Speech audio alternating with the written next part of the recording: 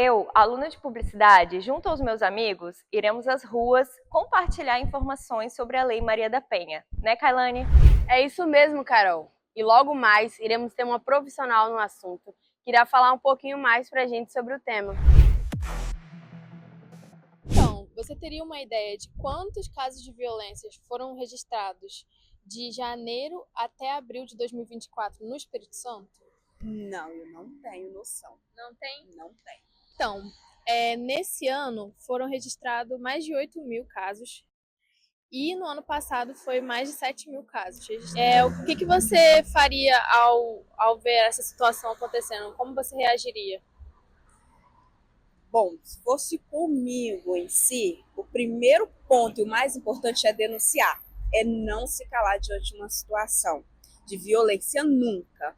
Então, hoje eu sei que nós temos vários canais aí que podem nos atender de prontidão, inclusive em denúncias anônimas, né? Uhum. E eu acredito que se eu visse também acontecendo uma situação, seja com um vizinho, um amigo ou um parente, a minha primeira atitude seria denunciar, com certeza. Você saberia reagir uma violência contra a mulher? Depende da situação, né, minha filha? Para reagir hoje, ver um cara batendo, o máximo que pode ser feito é chamar a polícia para ele. Isso aí. A gente não sabe do que se trata. Marido e mulher, né, sabe? Então, eu não gosto de me envolver, não, particularmente, mas eu chamaria a polícia, sim. Ligando para o 180, você pode denunciar anonimamente Isso. e tirar dúvidas sobre o ocorrido. Ah, é? Bom. Porque, veja bem, não é uma coisa assim. É isso aqui, hoje a violência está imperante mesmo, ela tá difícil. Não é só porque é uma mulher. Você vai ver uma criança hoje em dia, você olhar o jornal hoje, o que acontece, até televisivo e em papel, a comunicação de papel, você vê muitas situações hoje que você fica até impressionado com as coisas. Crianças são violentadas, mas é difícil, é até difícil falar uma coisa, é difícil. João, você tem uma ideia de quantos casos foram registrados de violência contra a mulher no Espírito Santo de janeiro até abril de 2024? Não tenho nenhuma ideia. Não? Então, só nesse ano, de janeiro até abril, foi registrado mais de 8 mil casos e no ano passado foi registrado mais de 7 mil. Você tem alguma ideia do que você faria se visse uma violência contra a mulher acontecendo? Na hora, assim, depende, né? Depende da situação, assim, denunciar na hora, mas às vezes até entrar no meio, né? E tentar entender e separar, para não causar nada além, né? Estamos aqui com a profissional doutora Lilian, especialista em mulheres, e hoje vamos falar um pouco sobre o tema Lei Maria da Penha. E vamos fazer algumas perguntas para ela também. Olá, pessoal. É um prazer estar aqui com vocês. Para quem não me conhece, meu nome é Lilian Souza. Sou advogada de famílias, especialista em crimes contra mulheres. E estou aqui à disposição de vocês para poder somar nessa entrevista que eu tenho certeza que vai ser grandiosa. Com certeza. Vou fazer uma perguntinha básica para você. Como que funciona a medida protetiva na Lei Maria da Penha? Excelente pergunta. A medida protetiva é importante falar que ela não foi feita apenas para o agressor ou a agressora. A medida protetiva ela é um viés de mão dupla que, inclusive, ela tem as suas pré-determinações do que pode ou do que não pode fazer, tanto para a vítima quanto para o agressor ou a agressora. Então, ela é a principal configuração da Lei Maria da Penha. Haja vista que a Lei Maria da Penha não foi criada para prender homens, não foi criada para prender agressores, como popularmente é dito, né? Ela foi feita para coibir e para criar instrumentos de multidisciplinariedade para realmente acolher essa mulher. E quando a gente fala coibir, é colocar limites nessas ações do agressor ou da agressora, porque é por meio da medida protetiva que vai dizer o que pode e o que não pode fazer. Uma vez descumprido, aí não é uma relação direta com a Lei Maria da Penha. É um crime de descumprimento de medida protetiva. São duas coisas diferentes. Entendi.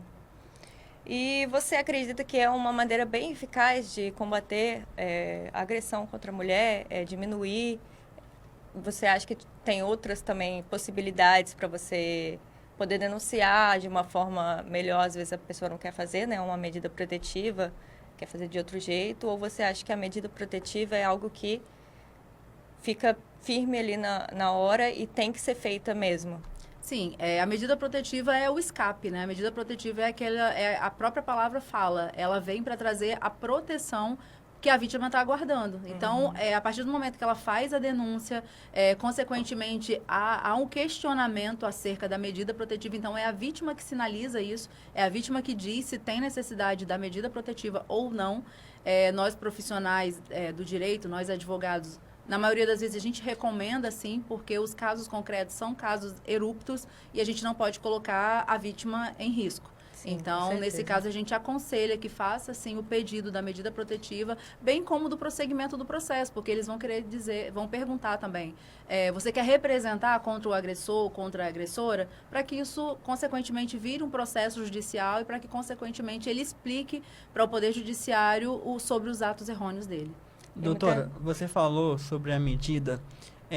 Nós sabemos que todo ano cresce, né, o número, né, da violência contra a mulher, porque a violência existe não só física, mas existe também verbal, existe também outros tipos de agressões também da mulher, Sim, né? sim. Como você vê o futuro para esse tipo, né, da agressão? Você acha que esse número pode sim diminuir ou pode aumentar cada vez mais? Veja bem, a gente está falando de políticas públicas. A Lei Maria da Penha é um exemplo de política pública em exercício. Né? E quando a gente fala de políticas públicas, os resultados eles não são imediatos. Eles fatalmente vão gerar frutos em anos posteriores. Tem políticas públicas que estão sendo plantadas hoje e que elas trarão frutos, sei lá, na fase maior adulta da minha filha, que hoje tem 21 anos, por exemplo. Entende? Então, eu acredito sim que, de pronto, uma vez que essa informação ela tem sido mais propagada, mais disseminada e as mulheres estão entendendo a necessidade da denúncia, inicialmente essas medidas irão aumentar. O número de denúncias irão aumentar e isso não é ruim. Isso não significa necessariamente que estão tendo mais agressões. Significa necessariamente que as mulheres estão se encorajando mais, se prevenindo mais, preocupadas em cuidar do seu primeiro amor, que é o amor próprio. Né? Então, futuramente, o nosso sonho e o ideal é que não haja mais agressores e agressoras. Que essas pessoas se conscientizam, que é um dos motivos da criação da Lei Maria da Penha também, a questão de coibição, de conscientização. Né? E futuramente a gente sonha com esse futuro lindo, onde esses números vão cair, não só pelo número, não só pela quantidade de vítimas que vão reduzir, mas justamente pela conscientização desses agressores que vão entender, inclusive, o papel da mulher, o valor da mulher e a efetividade da Lei Maria da Penha, que, inclusive, é uma das leis mais reconhecidas no mundo, não só no Brasil. A Lei Maria da Penha ela foi criada justamente para dar essa oportunidade de abrangência, de multidisciplinaridade. Então, em Vila Velha, por exemplo, a gente tem o CRANVIVE, que é o Centro de Referência de Atendimento a Mulheres Vítimas de Violência Doméstica, que é pouco propagado, mas tem uma atividade extremamente eficaz, funcional, e lá a mulher ela tem acolhimento, ela tem o encaminhamento para psicólogo, para psiquiatra, se for um caso mais extremo, né? Ela tem o acompanhamento de profissionalização, porque muitas delas não conseguem se desvincular do ciclo de violência, haja vista a dependência financeira e econômica do agressor. E a Casa Rosa, que na verdade é a Casa Lilás, que ela agora existe dentro dos DPJs, e eu tenho até um ponto de vista meio que polêmico com relação a isso, porque acaba afastando um pouco a delegacia da mulher, então em um ponto de vista acho bacana, em um outro já não tanto, né, porque a gente tem aquela referência da DEAN, né, da Delegacia Especializada da Mulher, e agora isso passa para dentro de um DPJ, que é uma delegacia comum. E a assistida, ela não quer passar por uma delegacia comum. Ela quer e ela necessita passar por algo diferente, algo especial. Então, a efetividade da Casa Lilás, ela é maravilhosa. Porém, não nesse ambiente físico, necessariamente. Entende? Sim. Como Vila Velha vai agora ser o pioneiro no estado do Espírito Santo pela Casa da Mulher Brasileira. Aí sim, bingo. Porque é nesse lugar que vai ter toda a multidisciplinaridade das necessidades dessa mulher. Nesse lugar a gente vai ter a delegacia, neste lugar vai ter a Defensoria Pública, Ministério Público, o próprio CRANVIVE, por meio das psicólogas, das psiquiatras, vai ter o Cine ali agregado, entendeu? Então, assim, é toda uma estrutura física voltada para a proteção dessa mulher. E a proteção de fato, porque até o acesso da vítima é diferente do acesso do agressor. Eles não vão nem se comunicar dentro desse espaço físico. As entradas físicas são diferentes, o lugar onde entra a viatura é independente. Então, um sonho de políticas públicas para a proteção da mulher, efetivamente, no meu ponto de vista, será a Casa da Mulher Brasileira. brasileira. E ela vai ser instalada em primeiro plano no estado do Espírito Santo, aqui no nosso município de Vila Velha. E que bom, né, que o governo ele se preocupa bastante com as Sim. mulheres, né, quer implantar mais coisas para proteger a mulher. É bom, tipo, a mulher sentir que está sendo protegida, entendeu? Sentir que pode fazer algo, porque ela tem a dependência emocional, né? A maioria das mulheres que sofrem com isso é por causa da dependência emocional. Sim. Então, saber que a cidade está fazendo isso pela gente é muito bom, é bem acolhedor. É o papel do poder público, na verdade, Aham. né? E assim, mais uma vez, valorando a lei, ela exige esse posicionamento. Então, quando a gente fala de poder público, de políticas públicas, é realmente esse outro plano legislativo e executivo em conjunto, criando proteção e criando situações plurais para que essa mulher realmente seja acolhida, seja protegida e que o caso tenha uma solução, que o Sim. problema dela seja resolvido e não que seja empurrado com a barriga, como temos de costume visto, e chega ao final acaba trazendo a fatalidade, que aí já foge da Lei Maria da Penha e a gente começa a incorrer Sim. dentro do feminicídio. E uma pergunta que muita gente tem dúvida. A Lei Maria da Penha, ela só vale para a mulher? Ótimo. E toda vez que eu vou dar uma palestra eu ouço isso, mas e a Lei do Maria João? Exatamente. Vamos explicar então. Veja bem, a Lei Maria da Penha, ela tem um direcionamento específico para quem é amparado pela Lei Maria da Penha, a mulher ou quem se sinta como uma mulher. Então, travestis e transexuais também são alcançados pela Lei Maria da Penha, né? Porém, um outro detalhe é que não só existe o agressor e a agressora, porque há uma clareza na própria nomenclatura, porque é violência doméstica e familiar contra a mulher. Então, você percebe que o ambiente é um ambiente extenso, né? Onde a gente pode ter no cenário de réu aí, de agressor ou de agressora, o cunhado, a cunhada, o avô, a avó, o padrasto, a mãe, aquele amigo íntimo, entende? Então, assim, esse olhar do outro lado não é simplesmente aquele olhar da relação de sentimento, né, do casal, que seja o homem ou que seja a mulher, independente. Mas a lei ela foi criada para abranger, proteger a mulher e todas que se sintam como mulher.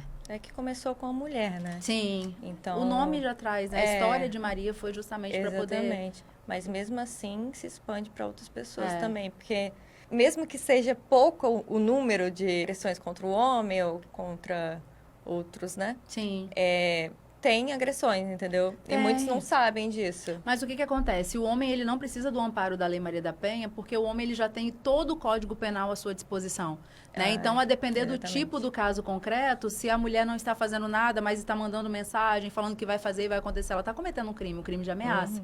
Se ela resolve para vias de fato e ela arranha ele, ela está cometendo um crime, que é um crime de lesão corporal. Aí vai ver a gravidade, se é leve, se é grave, entendeu? Se ela resolve dar um tiro nele, dar uma facada nele, ela já está caminhando para o homicídio, para a tentativa de homicídio, entende? Então, assim, o Código Penal ele já tem uma diversidade, uma pluralidade de crimes que já dá essa proteção ao homem. Não há essa necessidade extrema de o homem ter uma lei específica para ele, porque o artigo 5º ele é claro, ele fala sobre o princípio da isonomia. E é realmente a gente tratar os iguais dentro da sua igualdade e os desiguais na sua desigualdade dentro do que é desigual, entende? Então, a mulher, ela é o quê? A mulher, ela é vulnerável, a mulher já sofre com a história do patriarcado. Então, inicialmente, a gente veio ao mundo para servir, para cuidar do homem e da família. E, ao passar do tempo, a gente tem se empoderando. E, quando eu falo de empoderamento, não é gritar, não é dizer que ganha mais, nada disso. Eu estou falando de construção, de qualificação, de independência, de um outro know-how.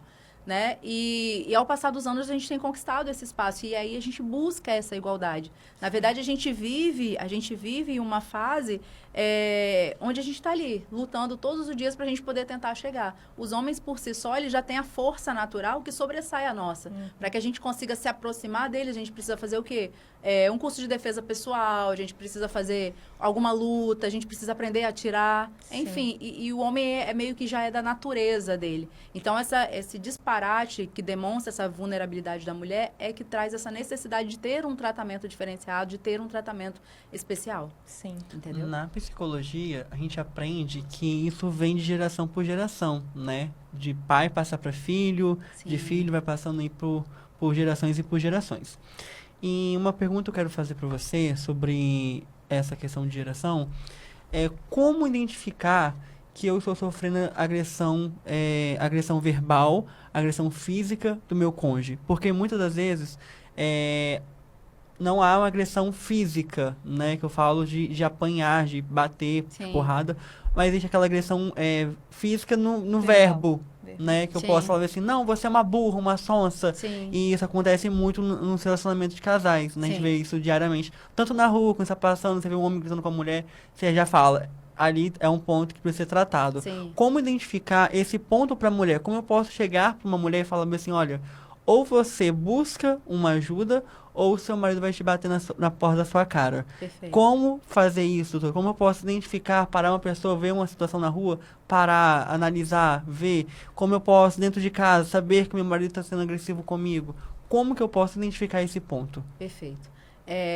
É um ponto muito importante, né? Primeiro que, quando a gente fala de Lei Maria da Penha, quais são os tipos de violência que transitam dentro da Lei Maria da Penha, a gente não está falando só da violência física, não é só aquilo que está latente aos nossos olhos. A gente está falando da violência física, da violência psicológica, da violência moral, da violência sexual e da violência patrimonial. As 5 estão estabelecidas dentro dessa legislação especial, dentro da Lei 11.340 de 2006, né? Então, quando a gente... Primeiro, mulher, eu preciso dar um ponto de alerta, porque o agressor, ele não tem a cara de agressor, a agressora não tem a cara de agressora, mas os sinais vão falar por si. E não necessariamente a gente precisa casar com o nosso agressor, porque muitas vezes no lance inicial, muitas vezes no flash, muitas vezes no namoro, esses sinais já existem, né? E acreditar de fato que o amor vai mudar e vai transformar todas as coisas é um risco, porque se há amor, não tem nem sinal de agressão.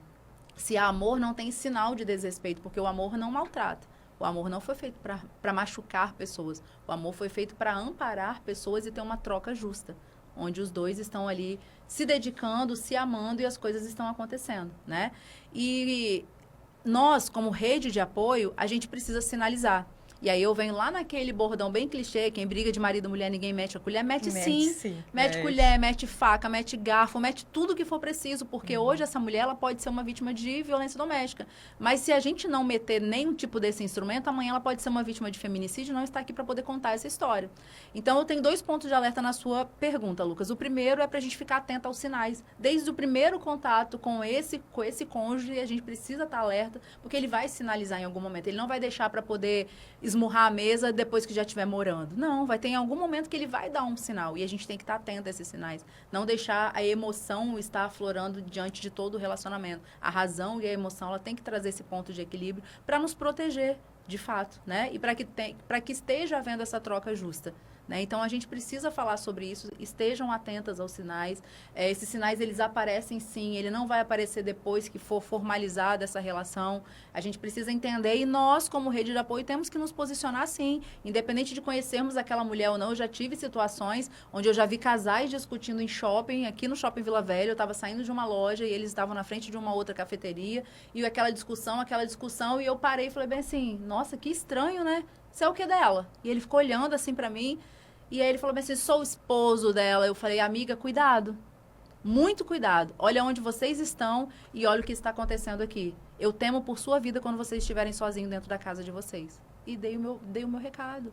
Entende? Então, as pessoas, elas precisam se encorajar e elas precisam cuidar de pessoas. Eu acho que uma sociedade justa, uma sociedade crescente, é uma sociedade que você não está preocupado só com o seu umbigo. É onde você está olhando para o lado, que é uma visão lato sensu mesmo, olhando para o lado, olhando para frente, identificando o que está estranho e posicionar diante daquela estranheza. A gente não pode deixar, porque se a gente vê e não faz nada, a gente acaba se tornando conivente. Agora, por óbvio, com a segurança devida. Se a gente percebe que essa pessoa está com uma faca, está com algum instrumento suspeito, a gente não tem que fazer nada, porque a gente não é guarda, a gente não é polícia, né? Então, a gente tem que, nesse caso, fazer a denúncia. Acionar realmente a força policial necessária para a área, se for a segurança do ambiente, a gente vai acionar o segurança, se for necessidade de chamar a polícia, a gente vai ligar para o número que vai chamar a polícia. Se for a guarda municipal, a gente vai chamar, porque todos eles são profissionais de excelência e estão ali justamente para nos trazer proteção e segurança. Então, a gente vai zelar por essas vidas por meio da denúncia também. Eu acho que, às vezes, também a mulher, por ser dependente do homem, às vezes, na relação, acha que tá tudo normal, entendeu? Que, tipo, não tem nada errado. Não, mas ele me trata assim sempre, é normal. Eu acho que muitas mulheres deveriam, tipo, repensar nisso. Isso. Mas ele tá falando isso, mas não pode estar falando isso pra mim, isso é uma aí. agressão, É entendeu? isso aí. Então, eu acho que muitas erram nisso ao não ver esses sinais É porque desde o romantiza, início. né? Acho que é, tipo, tá mil maravilhas e não tá. Ou outra coisa também, Carol, é essa coisa... Não, ele me machuca, mas ele me dá o cartão black pra poder eu fazer o que eu quero. Então, assim, até onde vai essa ponderação de valores? Até onde eu estou sujeita a me colocar dentro de um ambiente perigoso, que eu estou colocando a minha vida em risco, a minha felicidade em risco, por conta de matéria? Entende? Então, assim, a gente precisa entender, porque, por exemplo, no município de Vila Velha, nós temos a divisão geográfica por regiões. Região 1 a 5ª, né? E a região 5ª é a periferia, a região 1 é a classe alta. E pasmem, dentro dos números já divulgados no último anuário, a região 1 é a região que tem o maior número de denúncias. Que seja pelo encorajamento ou que seja pelo fato de os homens realmente abusarem desse poder econômico e ter essas mulheres em suas mãos. Entende? Então, a gente precisa estar em todo o tempo falando óbvio, né? Foi o que a gente conversou ali no elevador. Eu falei, eu estou feliz por essa movimentação que vocês estão fazendo, porque é necessário dizer o óbvio. É necessário dizer para a mulher que o amor próprio tem que vir em primeiro lugar. Exatamente. É que ela não necessário enxerga. dizer à mulher que, às vezes, ela está usando vendas porque ela está se permitindo. E ela não tem que naturalizar ou romantizar o maltratamento. A mulher não foi feita para ser maltratada. O homem também não foi feito para ser maltratado. Ambos têm que se cuidar, ambos têm que se respeitar, ambos têm que trocar os seus carinhos e suas carícias, de preferência que seja de uma forma recíproca, porque aí há uma justiça dentro dessa relação.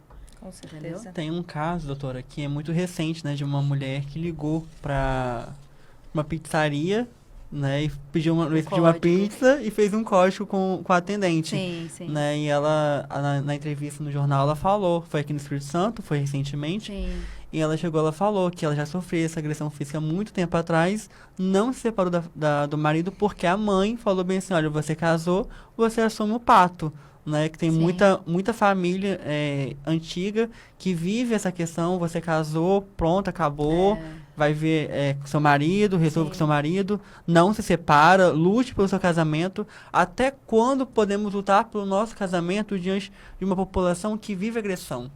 Porque até quando a mulher ela vai ter que aguentar a violência, porque a gente vê isso no dia a dia, né? As famílias hoje, maior número de casos de divórcio vem diminuindo, porque a população colocou isso novamente para as mulheres, Tem uma né? questão religiosa. Religiosa, muito séria. Sim, sim. Como que eu posso ver essa questão, tirar essa visão da mulher? Essa dica, ela acaba sendo polêmica também. Primeiro porque a gente não pode contrariar esses dogmas, né? Mas a gente precisa entender algumas expressões errôneas que são propagadas e a gente cresce ouvindo isso, não reverberando porque a gente não concorda. Por exemplo, o caso da submissão, né? A submissão, no âmbito religioso, ela é propagada em todo o tempo e é o que justifica o até que a morte nos separe. Entende? E a submissão errônea, que é a forma que eles propagam, é o homem sobre a mulher, né? E, em regra, submissão significa sob a mesma missão.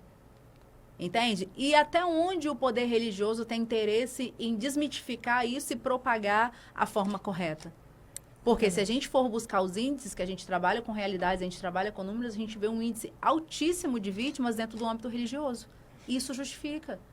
Né? Porque ao invés de a liderança, de repente, direcionar que realmente está sofrendo, não está bem, porque Deus é amor, Deus não é sofrimento.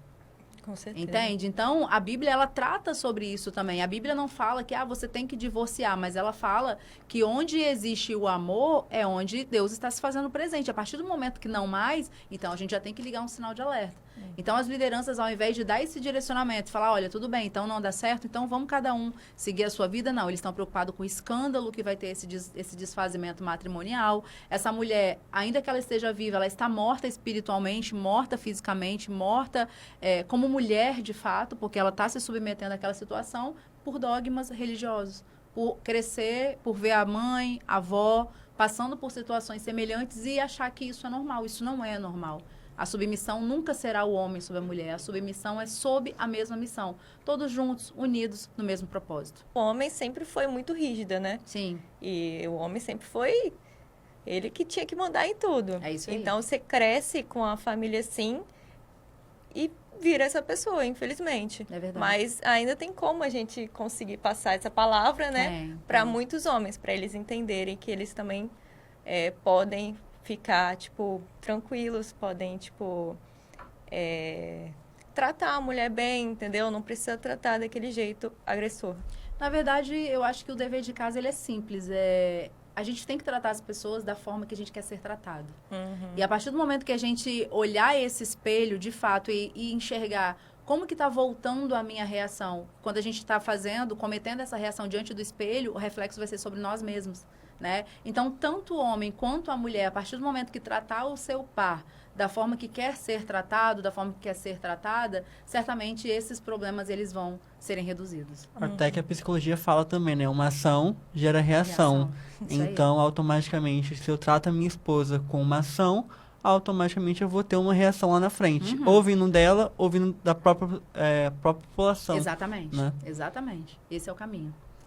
E para fechar, você quer falar alguma coisa para as mulheres, entendeu? Para Vamos lá. elas. Tem alguma mensagem que você queira alguma dizer? mensagem. Assim, mulheres, se cuide. Porque Ao muito... longo da nossa caminhada aqui, a gente já foi dando vários insights, né? Sim. Porque o nosso papel realmente é um papel de contribuir, de empoderar por meio do conhecimento. Então, assim, o meu recado do coração, diante dessa oportunidade, essa rica oportunidade que vocês estão me concedendo por meio dessa entrevista, é que, mulher, em primeiro lugar, se ame. Em primeiro lugar, coloque o seu amor próprio acima de todas as coisas. Porque quando a gente consegue entender qual é o nosso papel, qual é a nossa importância de fato, a gente não vai se apegar a laços materiais ou a laços familiares que venham nos corromper. É importante que nós estejamos bem dentro desse sistema, dentro dessas convivências, e que, uma vez estando bem, a gente consegue estar bem com todo mundo. A mulher, ela é a base, de fato, da sociedade. É através de nós que são desencadeados os comandos e a parte racional desse movimento. Então, é importante que a gente se cuide de verdade, que a gente se ame de verdade. E se, porventura, no meio do caminho a gente não conseguir visualizar, eu fui vítima de violência doméstica em um relacionamento abusivo por 7 anos, então pode acontecer com qualquer uma de nós. E se nesse momento acontecer com você, como já aconteceu comigo, encoraje-se e denuncie. Esse é o melhor caminho.